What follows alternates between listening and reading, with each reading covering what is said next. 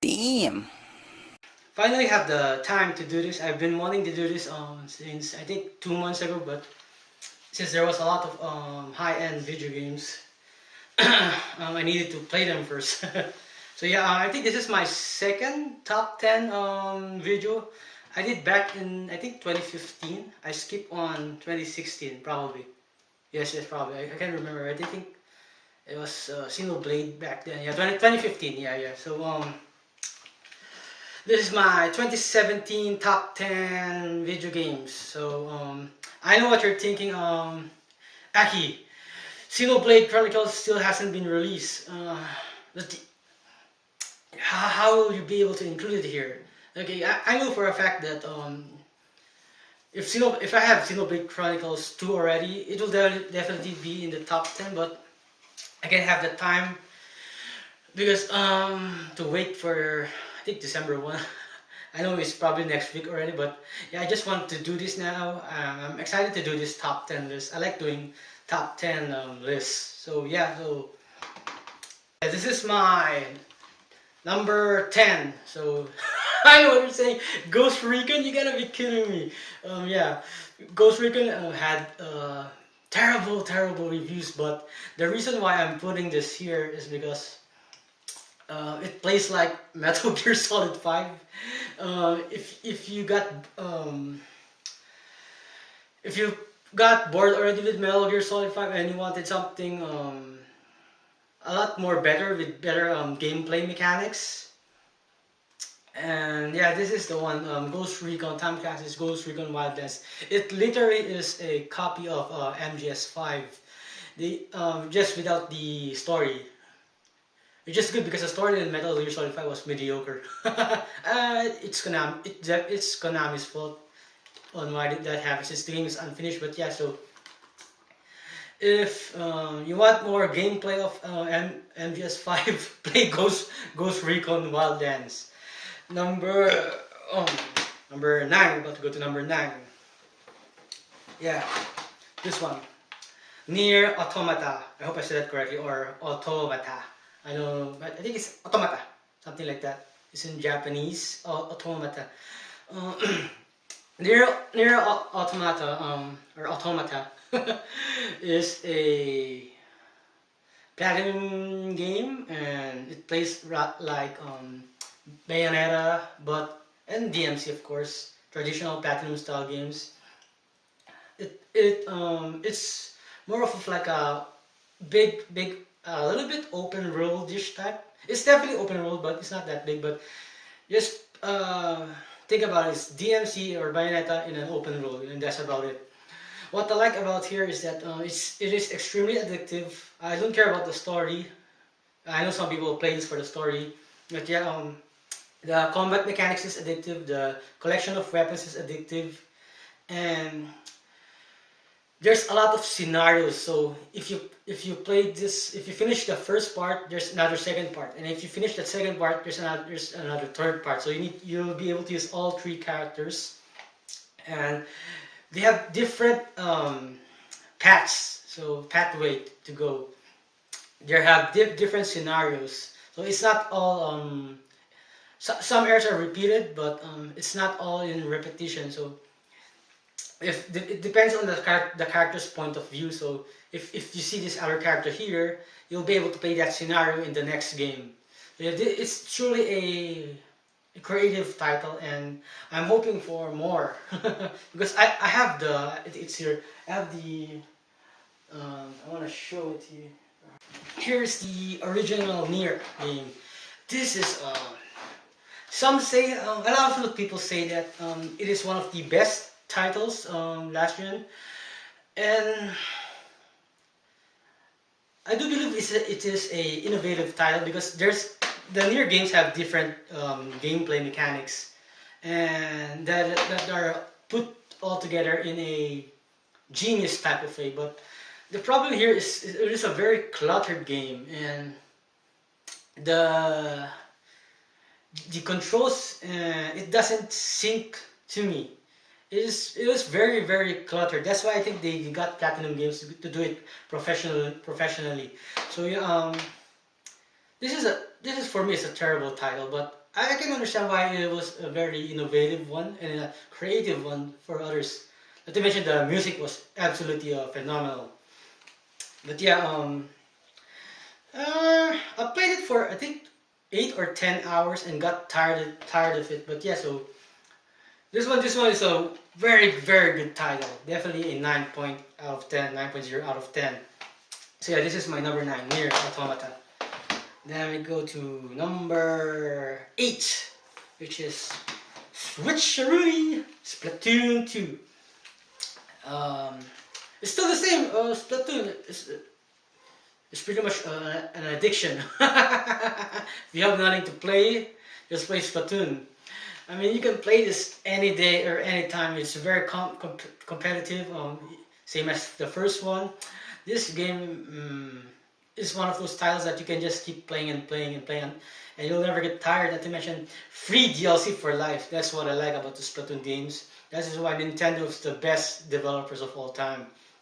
Yeah, so as usual, you can change your outfits, and there's Salmon Run here. Here it goes. Salmon Run is amazing. It is their zombie mode or something like that. And yeah, so Splatoon 2. You all know what Splatoon 2 is. Number 7. Number 7 is a downloadable game. I wish I had a physical copy, but they didn't release a physical copy. And if they ever release one, I'll definitely buy it again. And it is, hold on. There we go. It is Hellblade. If you guys can see it, Hellblade. Yeah. So this game. If you guys been following me for a while, I've been posting a lot of videos about Hellblade. But the one thing I like about this game, Hellblade, is that it is a very Japanese style of game, and it has that creative Japanese style, very innovative and different and unique. It's like it's definitely the icon of Sony this gen. Not the last Guardian was terrible, but yeah, Hellblade is very creative. The combat is like a Souls game, but it's more greedy and more impactful, and it's a lot more violent. This game it is short, but it is one of the best PlayStation games I have ever played. I know it's not an exclusive. It's in PC, but yeah. So Hellblade is it is definitely there in my top 5 PlayStation games of all time. It is already in the level of Ico and Shadow of Colossus and Folklore and Legend of Dragoon. It is probably my number 5 in my favorite PlayStation games, and it's either 4 or 5. But yeah, so it is in the league of the best PlayStation games I have ever played, and the 3D audio sound, it is very realistic. The feel of it.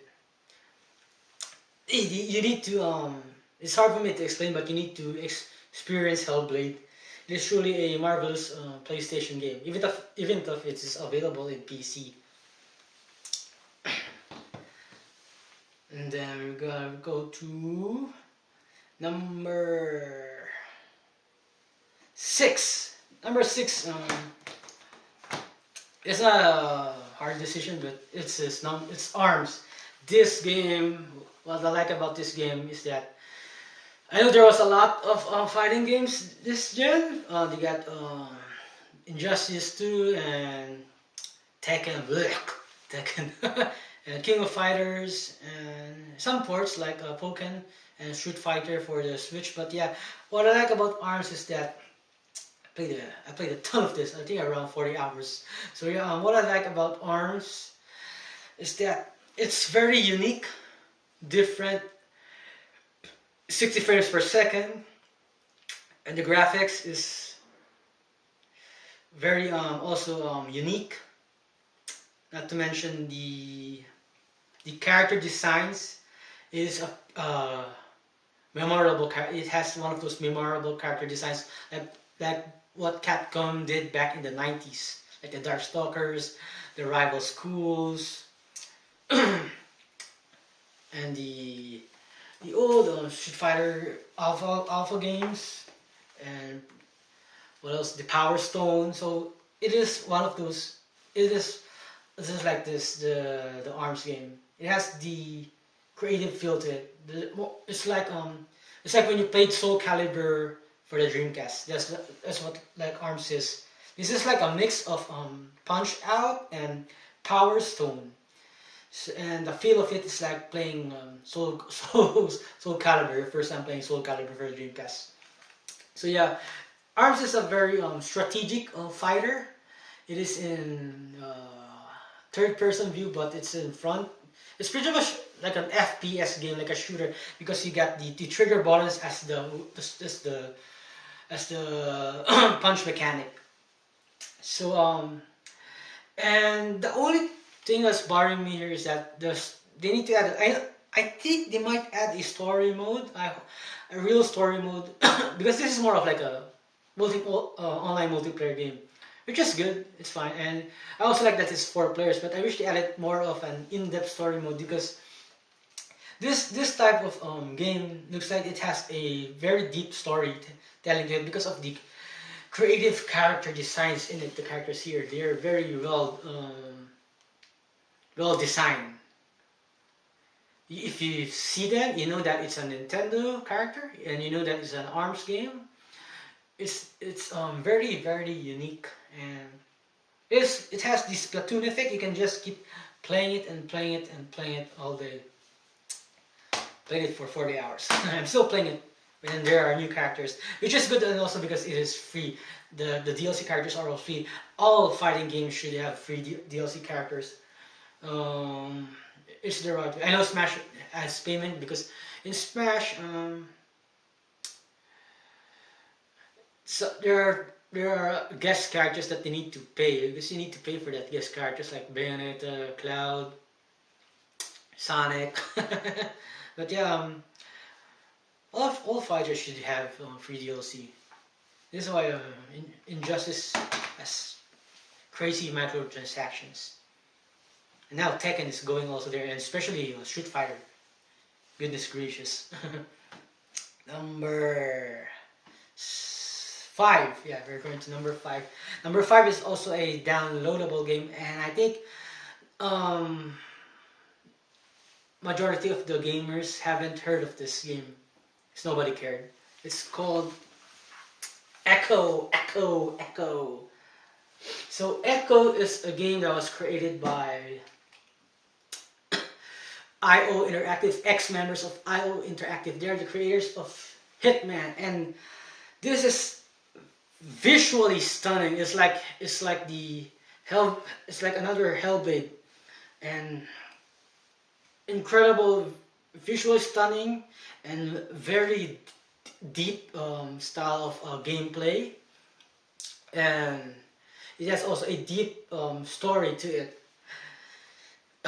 This game is also a little bit difficult. So Echo, it's like it plays like a training game and a battle royale style, because you're fighting yourself, your character, the main character here.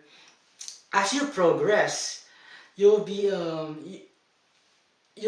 duplicated by some sort of computer AI, because it's in a planet that you invade or something, or you need to study. So as you progress, you'll be fighting your own self, your own characters. So if you're getting good at killing the enemies, your characters, the more the AI will be a lot more difficult. So if you're, let's say, a example is that you keep on shooting them, the enemy, the AI enemy, will learn that since you're shooting all the time, they will also shoot that back at you all the time. So it is a very creative and innovative title, which I like. This is the type of game that's way ahead of its time. Echo. And very good. IO Interactive. This is one of the best games I have ever played this year, and one of the most creative games I have ever played. So yeah, check out Echo. Next we got another downloadable game. I wish this had a physical copy. It's for the Xbox and the PC. But yeah, I wish if they ever release it again, I wish this had a physical copy. And that is number 4, Cuphead. This groundbreaking game is phenomenal. It is probably probably my top 3 for side-scrolling games. It is there, or maybe top 4. It is there in the line of 2D Metroid games, Castlevania, and this and Contra, Cuphead. I know a lot of people already have played this and seen these unique graphics. Not gameplay is not creative in any way, because it plays like it's literally Contra. So yeah, but it's very difficult. It is the Dark Souls of 2D side-scrolling games. It's a shooter also, a shmup. It's a bullet hell shooter. It's a mix between bullet hell shooting. It is a bullet hell shooting, but sometimes you get to drive vehicles like a plane. So yeah, Cuphead. What a great title for Xbox and PC. I wish we got a physical copy for this.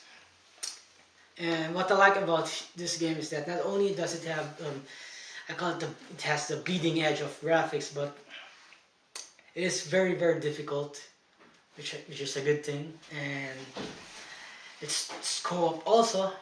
And the fun thing about it, if you play with a friend in the 2-player mode, the game becomes a lot more difficult. So I'm hoping that we could get a sequel immediately, because this Cuphead game is an explosive title for Xbox. Microsoft should just buy this company and never let it go. So yeah, please buy Cuphead. Then number 3 is a easy one, and that is the last great 3DS game, I think. Metroid Samus Return. Oh my god, I can't believe that it's been so many long years since the last Metroid game. I know people hated Other M, but it's fine. It's a good game. It's a very fun game, in a way. But yeah, so Metroid Samus Return. I'm around 14 hours in this game already, and I think 14 hours, I think 16 hours, and I'm trying to 100% all of the area maps. This is just time consuming. I'll definitely finish it, because there's just a lot of video games this crazy month, and Xenoblade is also coming. I wish I got Xenoblade 2 now, so that I can include it here in my top 10. Probably be my top 3. So yeah, Metroid Samus Return, extremely fun, extremely addictive, and the 3D in here it's eye-popping. It's in your face, literally. It is. I hope that they make more of this title, and I can't wait for Metroid Prime 4. Metroid Prime 4 will definitely be my game of the year. And yeah, so Metroid Prime Samus Returns. Can't believe we got something like this. I'm so happy when I heard about this. And 2 Metroid games. It's insane. I know it's not yet the end of the 3DS. There are still more upcoming Atlas games, the Shin Megami series, Strange Journey, remaster for the 3DS is also fantastic, but this is, I do believe, is the last great 3DS game. Unless they make a sequel for this, but I wish they ported this to Switch. I want to play this on the better graphics, but I can understand why they wanted. They want to reach the Metroid fans audience because there are, I do believe, 70 million, 60. I think 70 million 3DS users. Truly, still still the king of all 2D side-scrolling games, action side-scrolling games. And here we go. This is gonna be tough. 1 and number 2. I'll check my list again. I don't need to. I'm thinking. Oh man, I'm thinking. Literally, they're both tied. But yeah, what the heck? Oh man, this is tough. This is really tough. You guys, I know what you guys are thinking. I know. Number 2 is The Legend of Zelda Breath of the Wild. Oh man, I can't believe I gave it the number 2. It's literally insane that there's another game that's much better than this, but I know some of you, what? What, are you crazy? Number 2, Breath of the Wild, the greatest RPG game of all time. Yeah, let's just go for the good parts. There's nothing wrong with this game. It is perfect. It is arguably the best RPG game ever created. It is the best adventure game ever created. It is the best open world game ever created. And it's probably the most addictive game I have ever played. I put in around 150 hours. And I put in a lot more in Xenoblade Chronicles X, but this, I just had to stop with this because it's very time consuming. I still haven't finished it, but 150 hours for this game is insane. And what can I say more about it? Great graphics, great gameplay. Story is, who cares about the story? This is full-blown explosive gameplay. The minute you go to the fields, you're already hooked. I don't know if there will be another Zelda game that could top this. For role-playing RPGs and JRPGs and Western RPGs or whatever type of adventure game, no other game would be able to top this. Not Dragon Quest, not the Tales series, not the Witcher series, which is ending already, not the Fallout series, not the Elder Scrolls series, not even the trash Final Fantasy series. No other game, not even if they make a new Chrono game, no other game would be able to top Breath of the Wild. But the only game that could top this is another Zelda game. This is a very prestigious title and one of the, it is for an overall of my top 10 video games of all time, not really, but for overall of everything, this is my number 1 favorite video game of all time, Breath of the Wild. That for 2017, for 2017 only, this is, either way, Breath of the Wild is my game of the year, no doubt about it. But for my top 10 list of 2017 games, it's here. I played this for 60 hours already. Super Mario Odyssey. And I cannot believe it because I hate Mario games. I hate platforming games. I hate games like Jak and Daxter, Ratchet and Clank, or Spyro, Crash Bandicoot.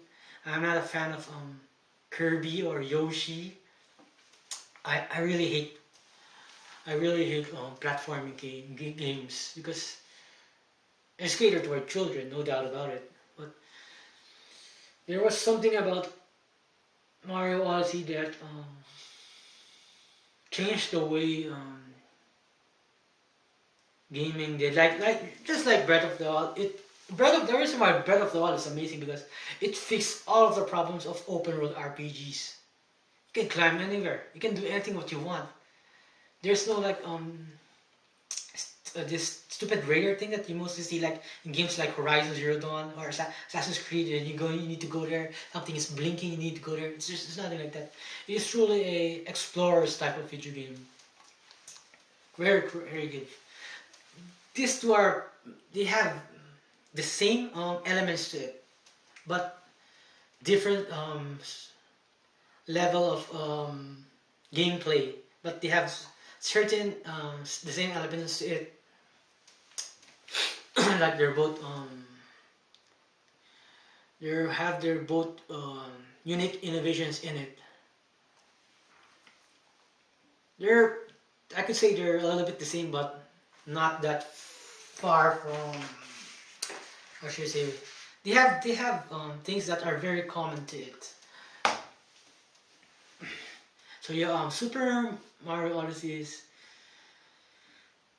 I played this like straight for, I think for.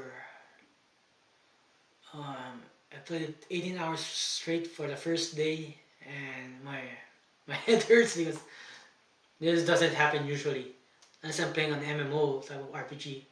But yeah, for a platformer, this is insane. It's hard to explain because what this game did is that it just broke all the rules and incorporated new elements and new structures to it. The if it wasn't for the cat mechanic, where you I know they hate saying the to possess the enemies. I wouldn't play this. I wouldn't enjoy it. But the moment that you use the cat to possess the enemy, it just the whole game just transcends into different kinds of mechanics to it, because you could do things that Mario could not do. Let's say there's a tank here. This is insane. You can become a tank. I know you can do that in other games like Grand Theft Auto, but in here it's a lot more fun. Which I don't know why. And the amount of puzzles, it's just a very complex type of game that you need to experience for yourself, because it's not just all jumping around. And it also borrowed elements from Zelda, where you I think Link Between Worlds, where Mario goes back to the 8-bit era, which is very good and very nostalgic. It is such a truly marvelous game. It is a perfect video game, and when you finish it, it opens up on a whole new world again. It is insane. This game has the best boss battle in all of the video games ever created, from Psycho Mantis, Shadow of the Colossus. The last boss with Bowser here, it is insane and it is very creative. I'll post a video for the last battle, but I'll just spoil it here. You can use Bowser here. It's just insane. There's just both of these are perfect, no doubt about it. I wish both of them would win Game of the Year in the Game Awards shows. But yeah, let's say if Breath of the Wild is a 99, this is like a 100. So that's the only two difference with it that I could say. But yeah, Super Mario Odyssey is a time-consuming game, extremely addictive and unique. Even though it's a Mario game, it's a unique title. And I'm pretty sure that both of these games have elements to it that a lot of developers will copy in the next few months and years to come. So yeah, best game I have ever played this year. Hikikomori here. with a quick announcement. This will be my first mega giveaway. All you need to do is subscribe to my channel, and once we reach a goal of 100,000 subscribers, one lucky winner out of the 100,000 subscribers will get a chance to win a Nintendo Switch and Zelda, ARMS, and Splatoon 2. So please click that subscribe button and get a chance to win all these awesome prizes.